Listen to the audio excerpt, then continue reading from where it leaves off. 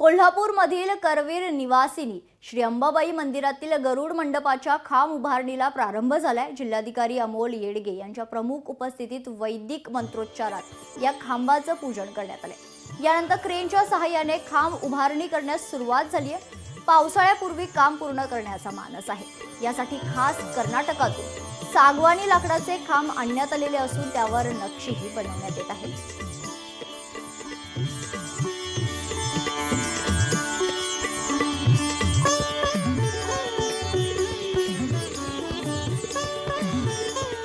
दरम्यान याचाच आढावा घेतला आहे आमचे प्रतिनिधी संदेश औंधकर यांनी।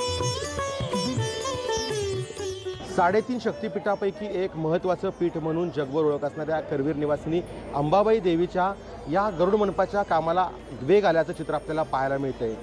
कर्नाटकातमधून सागवानी लाकडाचे खांब आहेत ते बनवून आणलेले आहेत आणि या ठिकाणी याच क्रेनच्या माध्यमातून हे खांब बसवण्याचं काम आहे ते या ठिकाणी प्रत्यक्षात सुरू झाल्याचं आपल्याला पाहायला मिळतंय।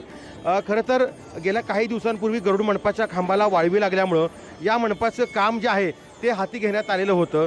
नुकतंच या खांबांचं जे आहे ते पूजन या ठिकाणी करण्यात आलेलं आहे आणि या ठिकाणी पूजन करून हे खांब बसवण्याचं काम आहे ते सुरू करण्यात आलेलं आहे। यासाठी पश्चिम महाराष्ट्र देवस्थान व्यवस्थापन समितीच्या वतीनं 22 कोटी रुपयांचा निधी देखील उपलब्ध करून देण्यात आलेला आहे। गरुड मंडपाचं पुन्हा एकदा जसा आहे तसाच हा गरुड मंडप उभा राहावा यासाठी पश्चिम महाराष्ट्र देवस्थान समितीनं प्रयत्न केल्याचं पाहायला मिळतंय। याच क्रेनच्या माध्यमातून हे खांब आहेत ते बसवण्याच्या कामाला आता प्रत्यक्ष सुरुवात झालेली आहे।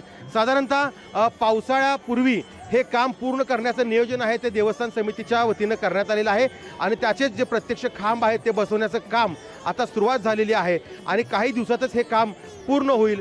त्या पद्धतीची गती देखील या कामानं घेतल्याचं आपल्याला पाहायला मिळतंय। सतेज औंधकर, लोकशाही मराठी, कोल्हापूर। लोकशाही मराठी ऐका, पहा, जागरूक रहा।